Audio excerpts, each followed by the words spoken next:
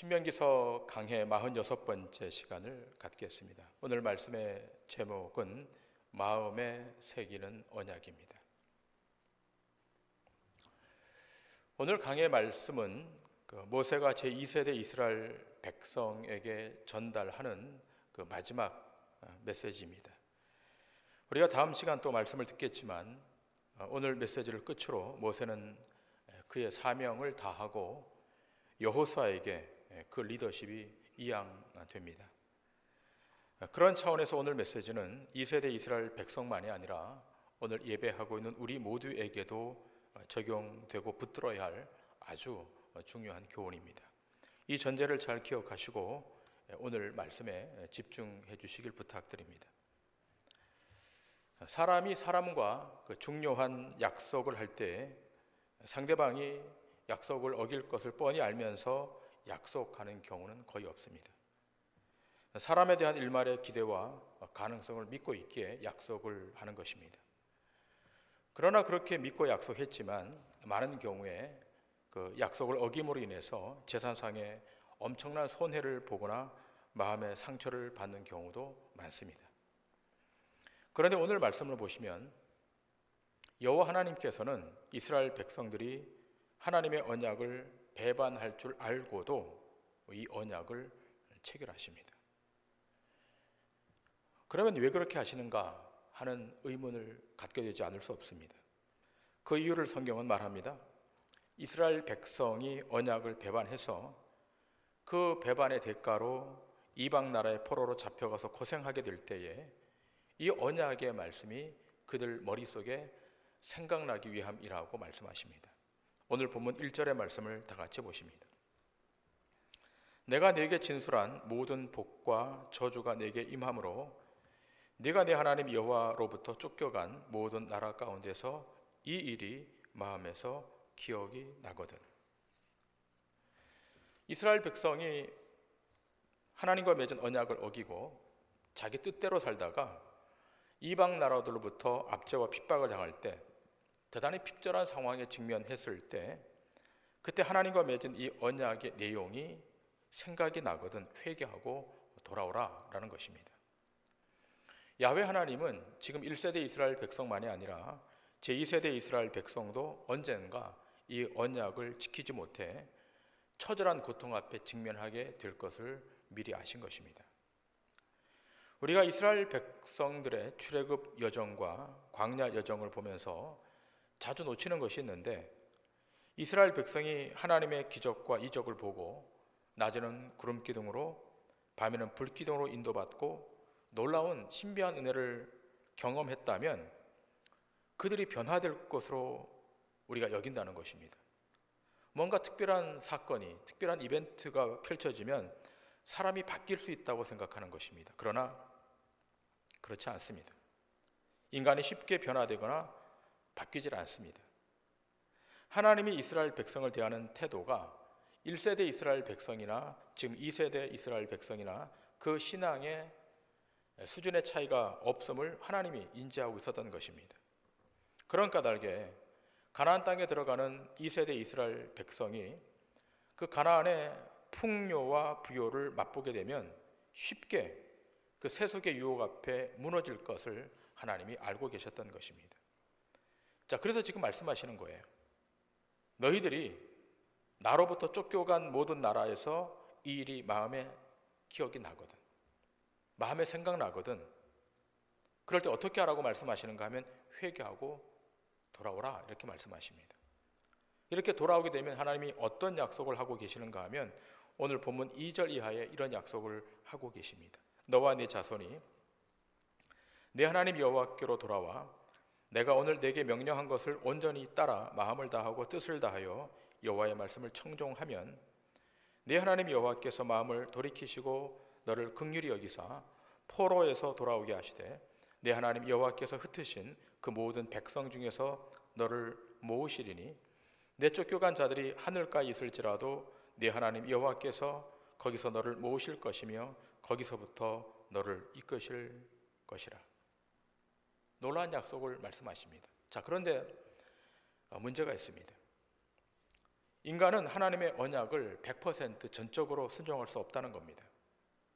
그런데 어떻게 마음을 다하고 성품을 다해서 여호와 하나님의 말씀을 순종하라고 하시는가 하는 것입니다. 그러므로 결국 우리가 생각하게 되는 것은 마음입니다. 결국 마음의 문제입니다. 여러분, 사람의 마음이라고 하는 것은 인간 스스로 통제하고 지배할 수 있는 것이 아닙니다. 마음을 스스로 통제하고 지배할 수 있다고 생각하지만 실제로 우리의 마음대로 잘 통제되지 않는 것이 우리의 마음인 것을 우리가 압니다. 이스라엘 백성이 포로로 잡혀가서 그들 마음에 하나님이 말씀하신 그 언약의 말씀이 생각나는 것은 이스라엘 백성 스스로 생각나도록 하는 것이 아니라 하나님이 그 마음에 생각나도록 해 주셔야 생각이 나는 거예요. 그렇지 않으면 포로로 잡혀가서 하는 말이 자신들이 잘못해서 포로로 잡혀온 것이 아니라 조상들이 잘못해서 포로로 잡혀왔다라고 항변할 뿐인 것입니다. 여러분, 다니엘서를 읽어보게 되면 이스라엘 백성들이 바벨론 포로로 다 잡혀오지 않습니까? 어린 아이에서부터 시작해서 노인에 이르기까지 하나도 빼놓지 않고 다 포로로 잡혀왔습니다. 자, 그런데 다니엘서를 깊이 읽어가 보면 그 포로로 잡혀온 이스라엘 백성들 가운데 단 한 명도 자신들의 죄 때문에 포로로 잡혀왔다고 자인하는 사람이 아무도 없다는 겁니다. 오직 한 사람, 다니엘 한 사람만 하나님 앞에 회개하기 시작해요. 우리 조상의 죄 때문에, 우리의 죄 때문에, 우리 공동체의 죄 때문에 이 포로 상황에 직면했다라고 하나님 앞에 울부짖어 기도합니다. 다니엘을 제외해놓고 단 한 명도 포로로 잡혀왔음에도 불구하고 자기들의 죄에 대해서 인정하지 않는다는 것입니다. 무엇을 뜻하는 것입니까?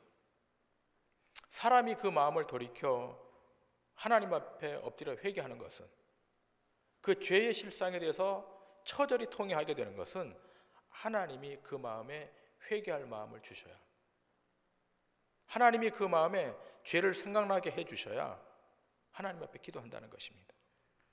자, 에스라서를 보시겠습니다. 에스라서 1장 1절부터 5절의 말씀입니다.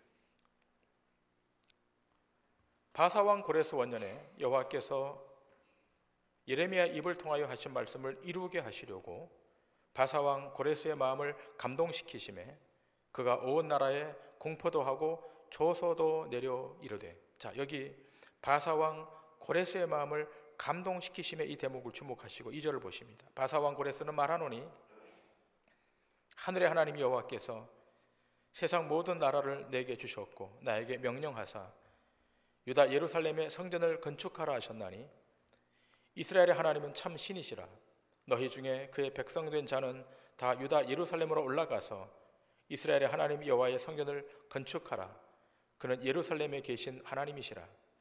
그 남아있는 백성이 어느 곳에 머물러 살든지 그곳 사람들이 마땅히 은과 금과 그 밖의 물건과 짐승으로 도와주고 그 외에도 예루살렘에 세울 하나님의 성전을 위하여 예물을 기쁘게 드릴지니라 하였더라.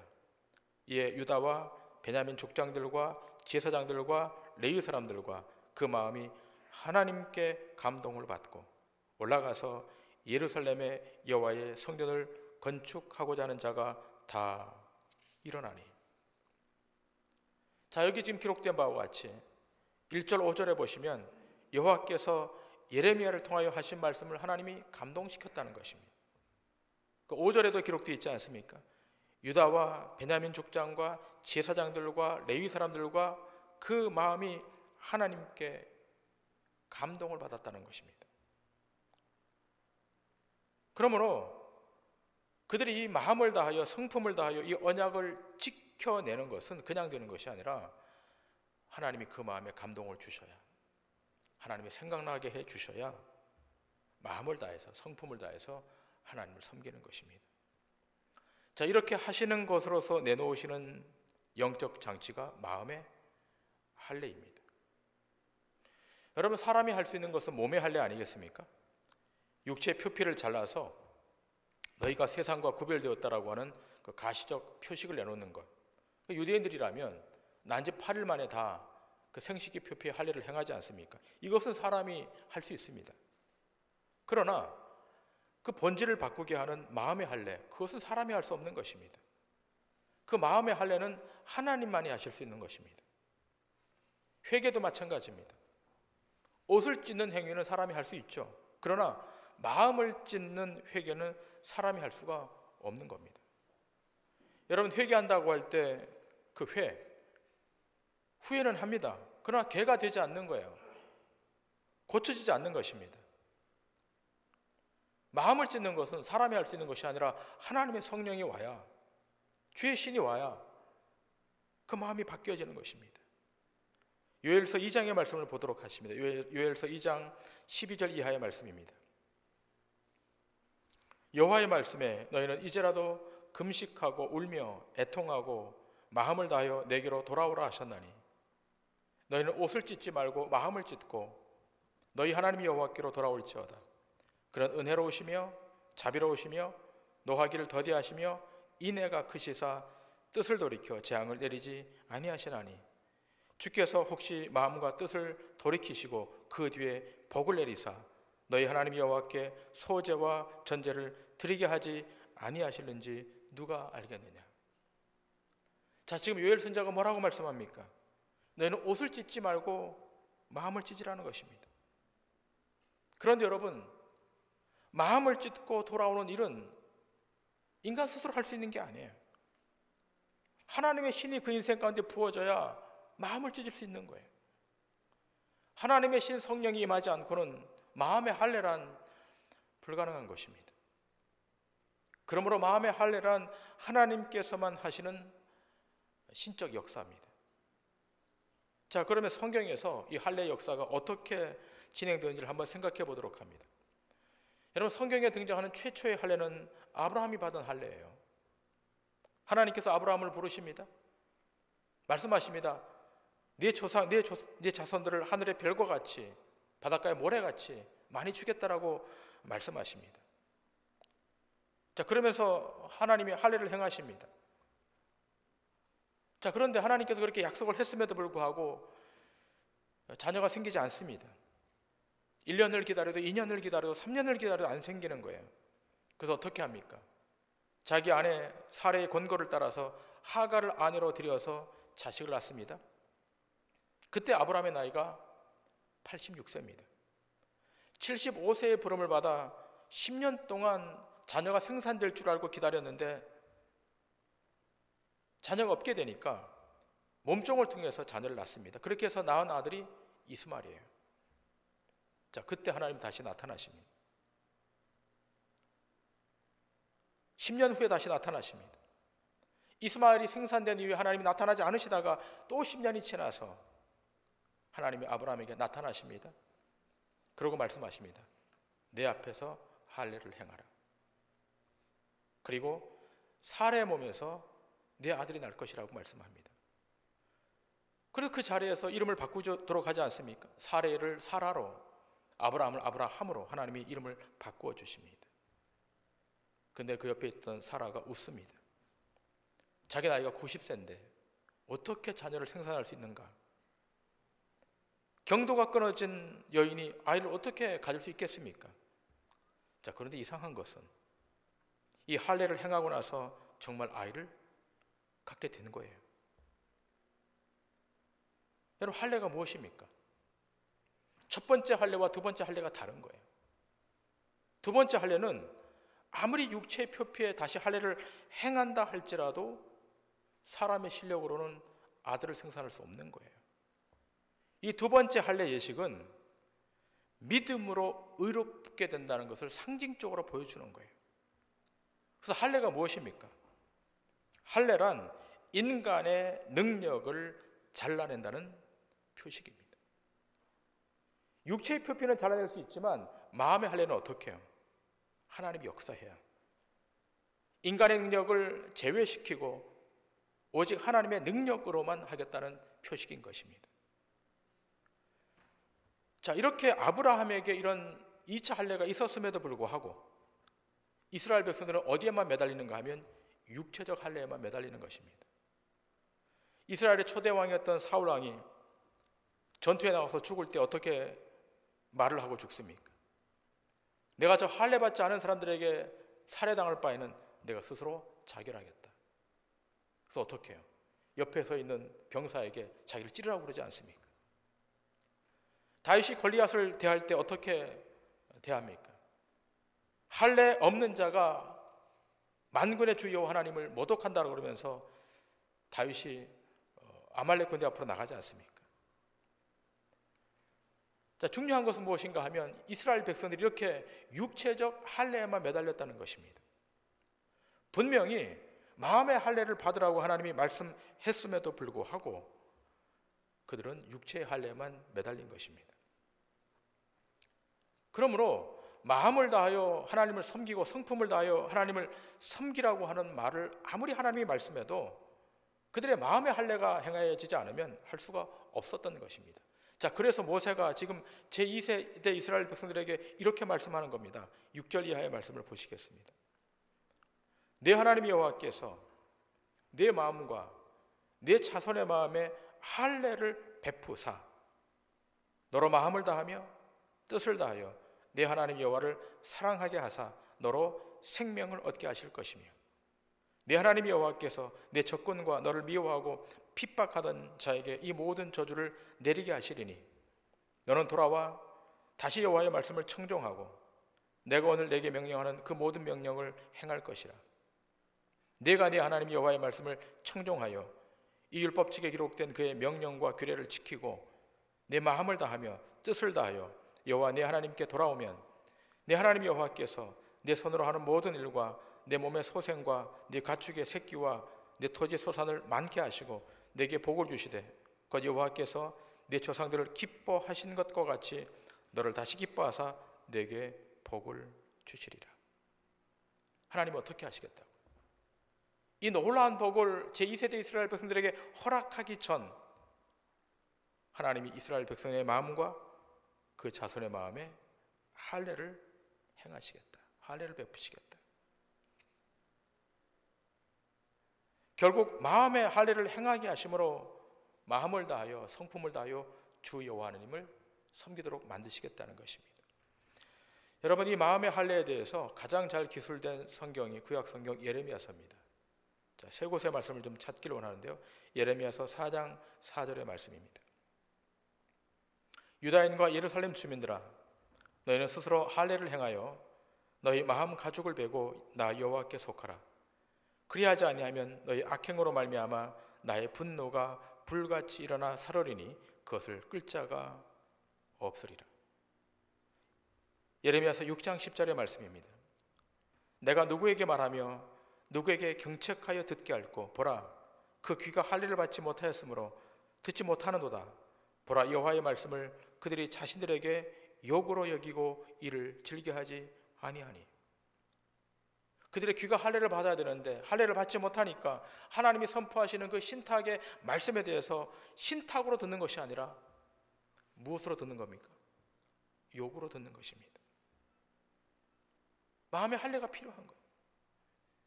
예레미야서 9장 25절 26절입니다. 여호와의 말씀이니라.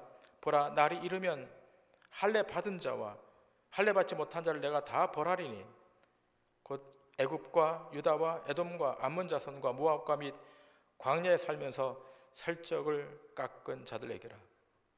모든 민족은 할례를 받지 못하였고 이스라엘은 마음의 할례를 받지 못하였느니라 하셨느니라. 자, 날이 이를 거라는 것입니다. 이 날은 심판의 날입니다. 근데 하나님 어떻게 심판하시겠다고요? 이방 족속들은 할례를 받지 못했기 때문에 심판하시는 거고 이스라엘 백성들은 마음의 할례를 받지 못했기 때문에 하나님이 심판하시겠다는 겁니다. 여러분, 마음의 할례를 받지 못했을 때 일어난 현상이 있습니다. 그 하나님의 신탁이 선포되었을 때 그 말씀 앞에 항거한다는 거예요. 그 말씀을 받아들이지 않는다는 거예요. 주의 성령이 와서 그 마음의 할례를 받게 되면 그 말씀 앞에 부복하고 엎드려 회개하고 통회하는데 마음의 할례를 받지 못하면 그 말씀 앞에 저항하는 거예요. 그 예가 어디에 등장합니까? 사도행전 스데반 집사의 순교 사건에 등장하고 있지 않습니까? 자, 스데반이 자기 동족에게 말씀을 선포해요. 유대인 동족들이요, 마음의 할례를 받으셔야 됩니다. 육체적 표피를 잘라낸 육체적 할례만 갖고 되지 않고 여러분들이 마음의 할례를 받아야 됩니다라고 선포했을 때 단 한 명도 경청하지 않아요. 사도행전 7장 51절에 이렇게 스데반이 외칩니다. 예레미야서의 말씀을 인용해서 이렇게 외쳐요. 목이 곧고 마음과 귀에 할례를 받지 못한 사람들아, 너희도 너희 조상과 같이 항상 성령을 거스른도다. 자, 이 메시지는 스데반 집사가 순교하기 직전 성령에 충만해서 예레미야서의 말씀을 인용하며 자기 동족들에게 선포했던 메시지예요. 목이 곧고 마음과 귀에 할례를 받지 못한 동족들이여, 너희도 너희 조상들과 같이 항상 성령을 거스른도다. 자, 그런데 어떻게 해요? 이들이 마음의 할례를 받지 못하니까 어떻게 해요? 이 말씀에 저항하는 거예요. 돌을 듭니다.